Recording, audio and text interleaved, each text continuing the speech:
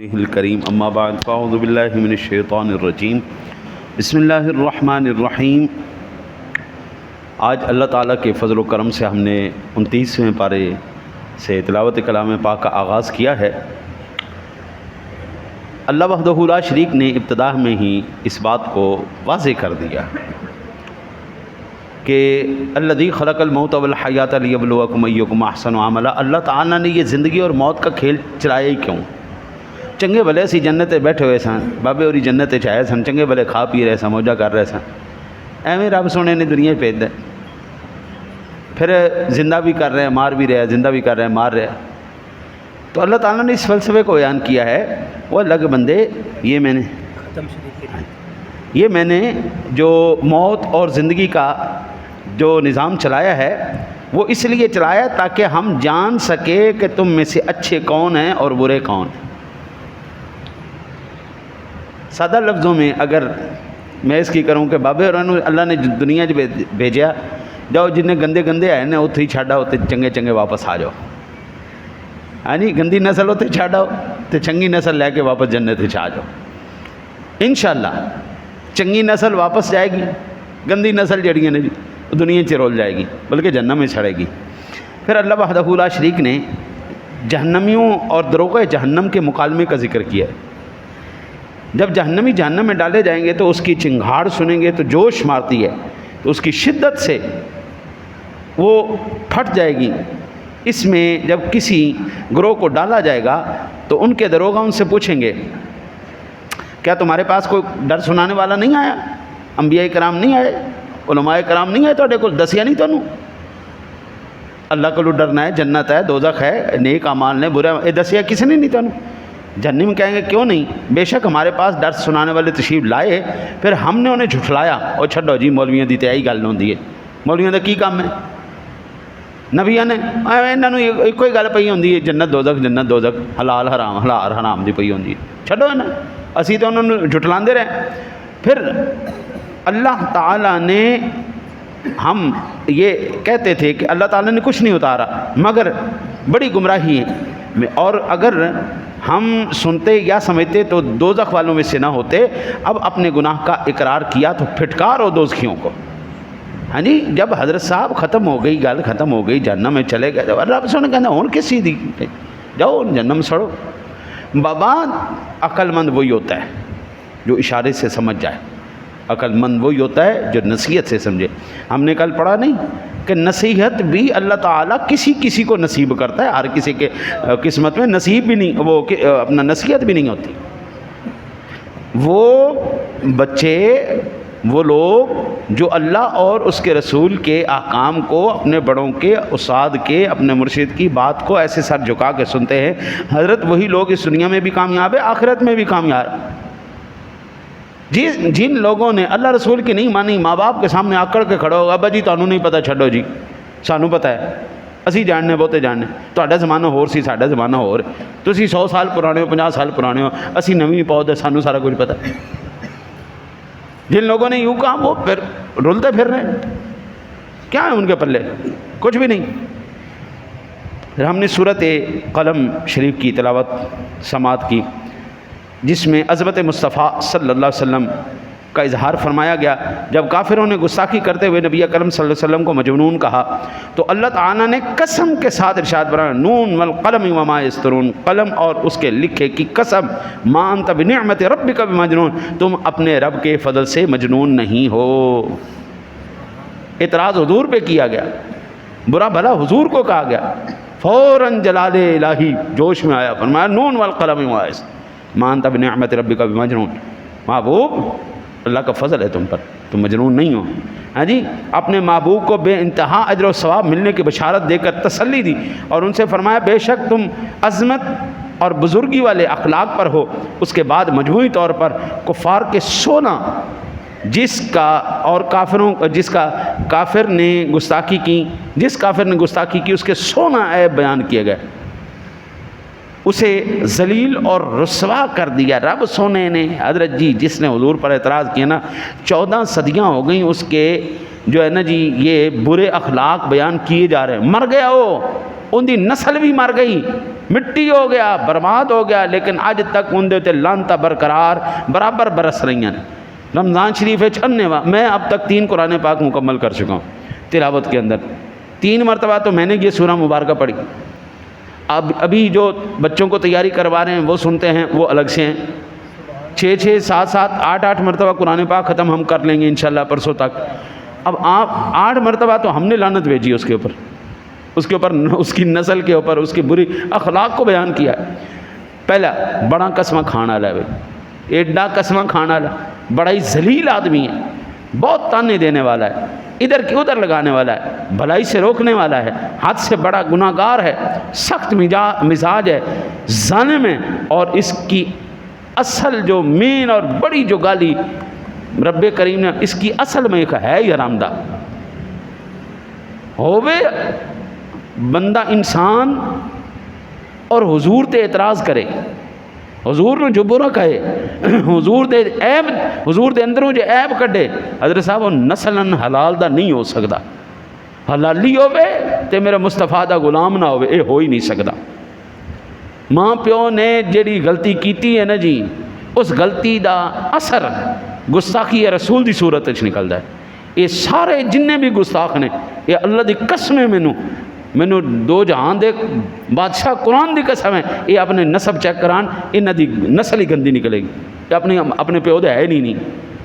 کائنات عالم کے اندر میرے رب سونے نے اپنے محبوب کے دامن کے ساتھ صرف پاکیزہ نسب والے حلالی بچے اور نیک بچے اللہ نے اپنے محبوب کے دامن کے ساتھ جوڑے۔ عشق رسول جن کے سینوں میں آیا ہے حلالی لوگ نے، باقی جڑے بکواس کرتے ہیں نا حرام دے، اور اسی آج دیکھ رہے ہیں نا جی، شادی ہوندی کو نہیں، بچے ہو جاندے ہیں جی۔ یہ سارا یورپ جتنا بھی ہے، یورپ ہی گستاخی کرتا ہے نا زیادہ، ہے جی، یہودی زیادہ گستاخی کرتا ہے نا۔ تو ان کے اندر کیا ہے، پہلے بچے جام لو، جو مزاج مل جائے تو شادی کر لینا، اور بغیر شادی کے بچے حرام دے ہوندے نے، تو پھر حرام دے ہون تو حضور تے اعتراض نہ کرنے کی میں ہو سکتا ہے جی۔ وہی کارٹون بنائیں گے، وہی اعتراض کریں گے، وہی میرے مصطفیٰ کے خلاف بکواسات کریں گے۔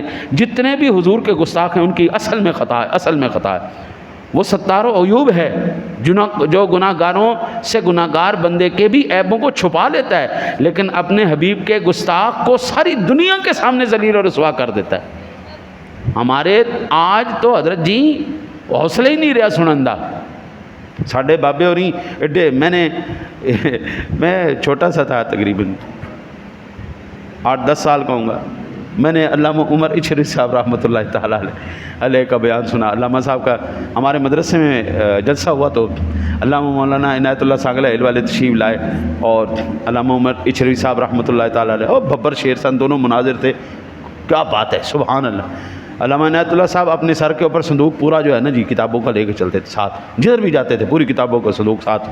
وہ ببر شیر آدمی سی، وہ پورا ڈالا تو بوتلیں تو پی جاندے سن، ہاں جی، پورا بکرا پکوانا ہمارے جب آنا، اور بکرا پورا کھانا، پھر 5 گھنٹے بیان کرنا، مجال ہے کہ ببر شیر آدمی وہ کہتے تھے اوے فلاڑیا، یعنی خاص مکتبہ فکر جنہوں شرک اور بدعت دی جڑا ہے نا جی بیماری لگی، وہ کہندا مینوں پتہ ہوندا تیری ماں نے تینوں جمنا سی، میں اڈی رکھ دینی سی، تو جمدا ہی نہیں۔ وہ لوگ بھائی جگرے والے لوگ تھے، کھل کے بولتے سن، گستاخ رسول دی وہ چٹنی بناتے سن جی، جن کی کوئی یاد نہیں۔ اس کی وجہ یہی ہے کہ انہوں نے قرآن کو پڑھا تھا، قرآن کو پڑھا ہے۔ اعتراض کرنے والا اور میرے نبی پر ہووے حلال دا ہو ہی نہیں سکتا، یہ ہو ہی نہیں سکتا، اور ہو حلال کا حضور کا غلام ہو، یہ ہو ہی نہیں سکتا۔ میرے مصطفیٰ کا غلام ہوگا، آقا جی پر ہماری جانیں بھی قربان ہیں، آپ کی آل پاک پر، آپ کی نسل پاک پر، آپ کے نالین پر ہماری جانیں قربان ہیں جی، اور ہم کیسے ان کے اوپر کوئی گستاخی برداشت کرنے۔ آج بھی پوری دنیا کے اندر کتنے مسلک ہیں، مذہب ہیں، پہچان عشق رسول کی صرف دیوانے ہمیں ہی کہا جاتا ہے، اہل سنت کو ہی دیوانہ کہا جاتا ہے، پاگل ہو گئے ہیں جی۔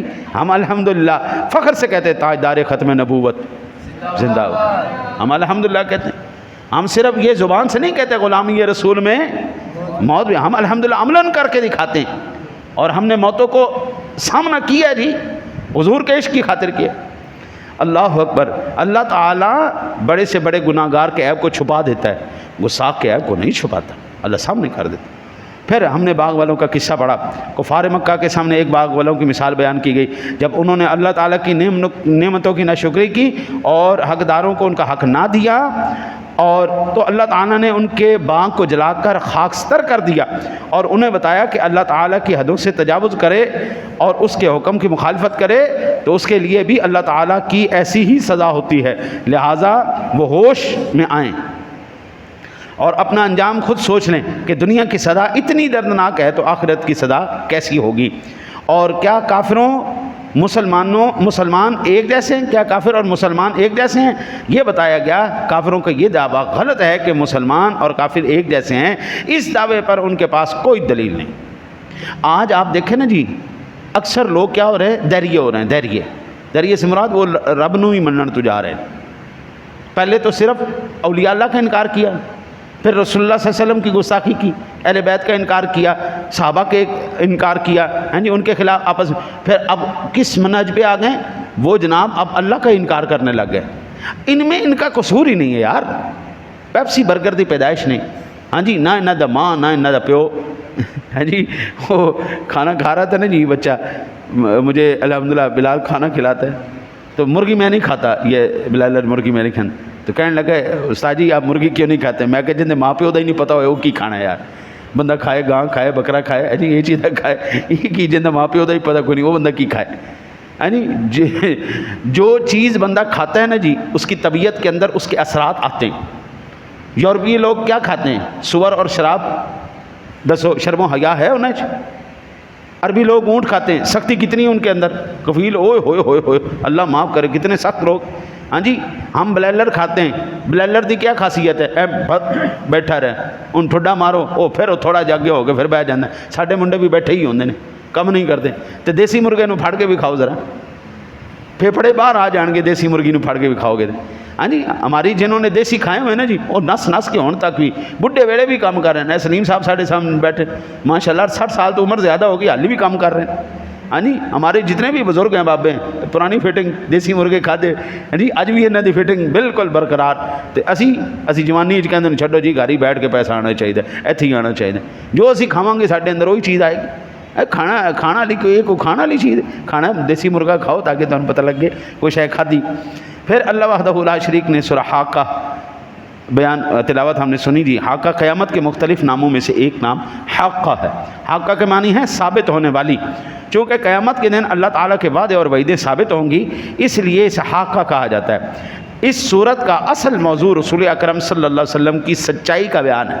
اس صورت کی ابتدا میں قیامت کی ہولناکیاں اور قوم سمود قوم عاد جیسی قوموں کے انجام کا بیان کیا. قیامت سے پہلے رونما ہونے والے واقعات، سور پھونکا جائے گا، زمین اور پہاڑ ریزہ ریزہ ہو جائیں گے، آسمان پھٹ جائے گا، فرشتے نازل ہوں گے، انسانوں کا احاطہ کیے ہوئے ہوں گے. پھر قیامت قائم ہوگی تو انسانوں کو اللہ تعالیٰ کے سامنے پیش کیا جائے گا. ان میں سے جو نیک ہوں گے ان کا اعمال نامہ ان کے دائیں ہاتھ میں دیا جائے گا، جیسے وہ خوشی کے مارے دوسروں کو جسے وہ خوشی کے مارے دوسروں کو دکھائیں گے. اور جو گناہ گار ہوں گے ان کا نامہ اعمال بائیں ہاتھ میں دیا جائے گا. وہ بڑی حسرت کے ساتھ کہیں گے کاش مجھے میری کتاب نہ دی جاتی اور میں جانتا ہی نہ کہ حساب کیا ہے. کاش موت میرا کام ہی تمام کر دیتی. میرے مال نے مجھے کوئی فائدہ نہیں دیا، میرا غلبہ بھی مجھ سے جاتا رہا. حضرت جتنے بھی ہیں نا جی جرنیل کرنیل تے بادشاہ تے ببر شیر تے جناب اسی سپر پاور ہیں دنیا دی بڑی بڑی پاوراں. رب سونا انہاں دی پاوراں نو انج جڑا ٹکا ٹوکری کر کے رکھ دے گا. پلے ککھ نہیں.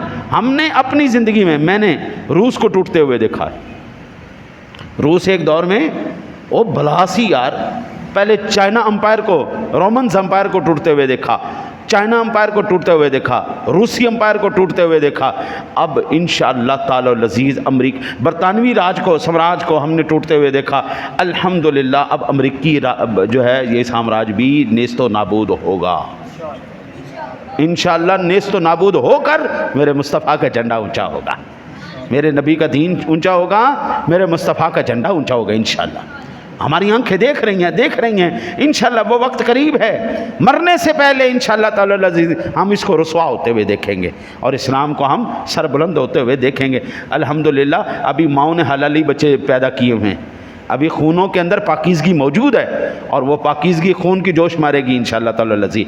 پھر فرمایا خذوہ فغلوہ، اسے پکڑو اور اسے توق ڈالو، ثم الجحیم صلو، پھر اسے بھڑکتی ہوئی آگ میں دنساؤ، ثم فی سلسلۃ ذرعها 70 ذراعا فاسلکوہ، پھر ایسی زنجیر میں جس کا نام 70 ہاتھ ہے اس پر اپنا اسے پرو دو ان زنجیروں سے۔ انہ کان لا یؤمن باللہ العظیم، بے شک وہ عظمت والے اللہ پر ایمان نہ لاتا تھا، ولا یحض علی طعام المسکین، اور مسکین کو کھانا دینے کی رغبت نہ دیتا تھا۔ پھر سورہ معارج کا آغاز ہوا۔ معارج کے معنی بلندیوں کے ہیں۔ یہ سورت انسان کی فطرت اور طبیعت کی طرف اس کے خصائل کو بتاتی ہے۔ انسان بڑا حریص ہے، بھی بڑا ہی لالچی ہے انسان آپ اندازہ کریں نا جی، یا تو دنیا دے لالچی نے یا جنت کے لالچی ہیں۔ جنت کے لال یہ جتنے بھی پھٹتے نے بمبا نال پھٹتے نے، انہوں نے کس چیز دی لالچ؟ ہوراں دی لالچ، ہوراں دی۔ جنت میں حوریں ملے گی، چیٹی چیٹی حوریں ملے گی، ہاں جی، جنت کے اندر یہ چیز ملے گا، غلمان ملے گا، وہ سارا کچھ ملے گا۔ وہ کہتا ہے لاؤ کچھ ہمارے سینے پر بم باندھو، ہم پھٹے گا، ہاں جی، وہ پھٹے گا، وہ جناب اس کے اندر پھٹ رہے ہوتے ہیں جناب، وہ جنت کا لالچ ہی ان کو پھٹا رہا ہوتا ہے نا جی، ہاں جی، حالانکہ ان کو گمراہ کیا گیا۔ اصل جو عبادت کا آپ کا مطمع نظر ہونا چاہیے حضرت، وہ ایک ہونا چاہیے اللہ اور اس کے رسول کی رضا۔ میں نے جب سے رابعہ بصریہ کا یہ قول پڑھا ہے نا، اس کے بعد میں نے زندگی میں کبھی کسی اجر کے لیے عبادت نہیں کی۔ رابعہ بصریہ سے پوچھا گیا آپ گناہ کیوں نہیں کرتی؟ انہوں نے کہا کہ اس لیے نہیں کرتی کہ مجھے جہنم سے ڈر لگتا ہے، میں گناہ اس لیے نہیں کرتی کہ مجھے اللہ کے غضب سے ڈر لگتا ہے۔ اللہ تعالیٰ کا غضب جب عروج پر ہو، ہے نہیں، تو اس کے غضب کے ایک پرتو جہنم ہے۔ اور میں نیکی جنت کی لالچ میں نہیں کرتی، میں نیکی اللہ کی رضا کے لیے کرتی ہوں کہ جب وہ راضی ہو جائے تو وہ جنت اس کا ایک پرتو ہے، جب وہ راضی ہو جائے تو کیا کیا دے گا، سبحان اللہ۔ حضرت میں جنت کی لالچ میں عبادت کرتا جاؤں، دنیا میری جہنم ہو جائے پھر تو میں کیوں نہ اللہ کو راضی کروں؟ بھائی جنت تو مجھے مل جائے گی، لیکن بیوی کی طرف سے بھی آزمائش آ جائے، بچوں کی طرف سے آزمائش آ جائے، نوکری کی طرف سے آزمائش آ جائے، رشتہ داروں کی طرف سے آزمائش آ جائے، ان بندہ ذلیل و خوار ہوندہ پھرے ساری زندگی، کی فائدہ؟ بھائی عبادت لالچ میں نہیں، عبادت اللہ کی رضا کے لیے بس۔ جو لوگ اللہ وحدہ لا شریک کو راضی کرنے والے ہیں، ان کی 8 صفات کو اللہ نے بیان کیا۔ پہلا، وہ نماز کی پابندی کرتے ہیں، ان کے مال میں سوال کرنے والوں اور سوال سے بچنے والوں کا بھی حق ہوتا ہے، گویا کہ وہ نماز کے ذریعے اللہ تعالیٰ اور زکوٰۃ کے ذریعے حقوق العباد ادا کرتے ہیں۔ اور تیسرا، ان کے انصاف کے دن یعنی قیامت کی تصدیق کرنا۔ چوتھا، اللہ تعالیٰ کے عذاب سے ڈرنا۔ پانچواں، شرمگاہوں کی حرام کاری سے حفاظت کرنا۔ چھٹا، امانت اور عہد کی حفاظت کرنا۔ ساتواں، صدق و انصاف کے ساتھ گواہی پر قائم رہنا۔ آٹھواں، نماز کی حفاظت کرنا۔ یہ 8 ایمان والے کی نشانیاں ہیں۔ کافر کی نشانیاں، منافق کی نشانیاں، ایمان والے کی نشانیاں، یہ ساری بیان ہو چکی۔ سورہ نوح کا آغاز ہوا، نوح علیہ السلام کے طویل تبلیغ اور ان کے طریقہ دعوت کا بیان کیا، استغفار کے فوائد کے، ہاں یہ بڑی سورہ نوح کے اندر استغفار کے جو ہے نا جی لازمی جو ارشاد بیان کیا کہ اگر تم لوگ استغفار کرنا شروع کر دو گے، اللہ تمہارے اوپر بارشیں نازل کرے گا، اللہ تمہارے مال میں اضافہ کرے گا، اللہ تمہیں اولاد نرینہ دے گا، اللہ تمہیں باغات دے گا، اور اللہ تمہیں نہریں عطا فرمائے گا۔ جو بے اولاد ہے، خاص طور پر آج سورہ نوح کے اندر اس کا وظیفہ بیان کیا گیا، کثرت سے استغفار کرنا شروع کر دو، اللہ تمہیں اولاد دے گا۔ جتنے بھی بے اولاد ہیں، مال سے کم تھوڑے ہوئے ہیں، نوکریاں نہیں، کاروبار نہیں ہیں جی، پریشان ہوئے کھڑے ہیں، وہ استغفار کی کثرت کرنا لگ جائیں۔ ایک حضور پر درود پڑھیں، دوسرا استغفار کی کثرت کریں، انشاءاللہ اللہ ان کے دن پھیر دے گا۔ پھر ود، سوا، یغوث، یعوق، نصر، بتوں کا بیان۔ نوح علیہ السلام کی قوم نے کہا کہ ہم انہیں نہیں چھوڑ سکتے۔ سورہ جن کا آغاز ہوا، نبی اکرم صلی اللہ علیہ وسلم وادی نخلا میں نماز میں قرآن پاک کی تلاوت کر رہے تھے تو جنوں کی ایک جماعت کا گزر ہوا، انہوں نے نبی اکرم صلی اللہ علیہ وسلم کا قرآن سنا، پھر آپ جناب رسالت مآب صلی اللہ علیہ وسلم پر ایمان لے آئے اور اس نے اللہ تعالیٰ کی وحدانیت کا اقرار کیا، یہ اعلان کیا کہ اللہ تعالیٰ بیوی اور اولاد سے پاک ہے۔ وہ عیسائی جنات تھے، عیسائی تھے، جن کو حضور نے کلمہ پڑھا ہے۔ جنات کا انسانوں کے متعلق گمان اور ان کے ساتھ تعلق بیان کیا گیا، اور یہ بتایا گیا جنات فرشتوں کی باتیں چوری چھپے سننے کے لیے آسمانوں کی طرف جاتے تھے، اور سید المرسلین صلی اللہ علیہ وسلم کی تشریح آوری کے بعد آسمانوں پر پہرے بٹھا دیے گئے ہیں۔ مسجدیں صرف اللہ تعالیٰ کی عبادت گاہ کے لیے بنائی گئی ہیں، لہٰذا ان میں صرف اسی کی عبادت کی جائے۔ اس صورت کے آخر میں یہ بتایا گیا کہ اللہ تعالیٰ اپنے پسندیدہ رسولوں کو غیب کا علم عطا کرتا ہے۔ حضرت یاد رکھیے، اس دنیا کے اندر اللہ تعالیٰ نے غیب پر مطلع کیا ہے تو اپنے رسولوں کو مطلع کیا، باقی کسی اور کو اللہ نے غیب پر مطلع نہیں کیا۔ اور جو اس بات کا انکار کر دے وہ بے ایمان ہے، جھوٹ ہے، پکا کافر ہے، کیونکہ وہ صراحتاً قرآن کا انکار کر رہا ہے۔ قرآن کہتا ہے کہ رب کریم جس رسول کو چاہتا ہے علم غیب کا عطا فرما دیتا۔ سورہ مزمل کا آغاز ہوا، نبی اکرم صلی اللہ علیہ وسلم کی زندگی کے مختلف پہلوؤں کو بیان کیا گیا، آپ کی عبادات، آپ کی اطاعت، آپ کا قیام، آپ کی تلاوت، آپ کا جہاد، مجاہدہ۔ خود اس سورت کا نام اس بات کو ظاہر کرتا ہے کہ اس سورت میں نبی اکرم صلی اللہ علیہ وسلم کی شخصیت کا بیان کیا گیا۔ حضور نے جس طرح چادر اوڑھی تو سبحان اللہ، اس کے جو مختلف اگر ہمیں پوائنٹس ملتے ہیں، جتنا قرآن میسر ہو سکے قرآن پڑھ لو، نماز قائم رکھو، زکوٰۃ دو، اللہ کو اچھا قرض دو، اپنے لیے بھلائی آگے بھیجو گے، اللہ کے پاس بہتر اور بڑے ثواب کو پاؤ گے۔ سورہ مدثر کو ہم نے سنا، اس میں بھی نبی اکرم صلی اللہ علیہ وسلم کو حکم دیا گیا آپ تبلیغ کے لیے اٹھ کھڑے ہوں، اپنے رب کی کبریائی بیان کریں۔ نبی اکرم صلی اللہ علیہ وسلم کی پیروی سے انکار کرنے والے جہنم کا ایندھن بنیں گے، اور پھر جہنم کی بعض صفات کا بیان کیا گیا۔ اور جہنمی جو ہے، جنتی جو ہے نا جی، پوچھیں گے جہنمیوں سے، اوے تمہیں کون سی چیز جہنم میں لے گئی؟ یہ بات سورۃ المدثر کے اندر میں نے، یہ سلیم صاحب ہمارے ساتھی جب پڑھ رہے تھے ان کو میں نے یہ بتایا تھا کہ جہنمیوں کے 4 بڑے جو ہے نا جی وہ نشانیاں، جہنمیوں کی 4 بڑی نشانیاں پہلی بیان کی گئی۔ تم جہنم میں کیوں گئے؟ وہ کہیں گے ہم نماز نہیں پڑھتے تھے، جہنمی کہیں گے ہم نماز نہیں پڑھتے تھے۔ دوسرا، ہم مسکین کو کھانا نہیں کھلاتے تھے۔ تیسرا، بے ہدا فکروں والوں کے ساتھ بے ہدا فکریں کرتے تھے، گستاخانہ رل کے اسی بھی گستاخیاں کر دے سا، بےمانہ نال رل کے اسی بھی بےمانی کر دے سا۔ جڑا بھونکدا سی نا جی کتے طرح وہ کردا سی کہ بابے تے شے کوئی نہیں، اسی اس کتے دے نال مل کے اسی بھی وہ کر دے سا، بابے تے شے کوئی نہیں، ہاں جی، کدی اہل بیت تے شے کوئی نہیں، حسن شے کوئی نہیں، ہاں جی، ولی شے کوئی نہیں، نبی شے کوئی نہیں، نبی تے اپنا پیشاب نہیں روک سکدے، انہاں دی بھی سلواناں لائیاں گئیاں، لا حول ولا قوت الا باللہ، انا للہ و انا الیہ راجعون۔ اللہ بیان کر رہا ہے ان بے ہدا فکروں والوں کے ساتھ مل کر ہم بھی بے ہدا فکریں کرتے تھے، اے جہنم دا ایندھن ہون گے۔ ہم انصاف کے دن کو جھٹلاتے رہے یہاں تک کہ ہمیں موت آ گئی۔ پھر ہم نے یہ 4 جہنمیوں کی پکی نشانیاں بیان کی گئیں۔ سورہ قیامت کا آغاز ہوا، جب قیامت قائم ہوگی انسان حیران ہوگا اور کہے گا این المفر، کہاں بھاگ کر جاؤں، لیکن وہ کہیں نہ بھاگ سکے گا۔ قیامت کے بارے میں ذکر ہوا، پھر سورہ دہر کا آغاز ہوا، نیکی اور بدی کا شعور اللہ تعالیٰ نے انسان کو دیا ہے اور اس کو اختیار دیا ہے۔ نیکی کا انجام اچھا اور برائی کا انجام برا ہوگا۔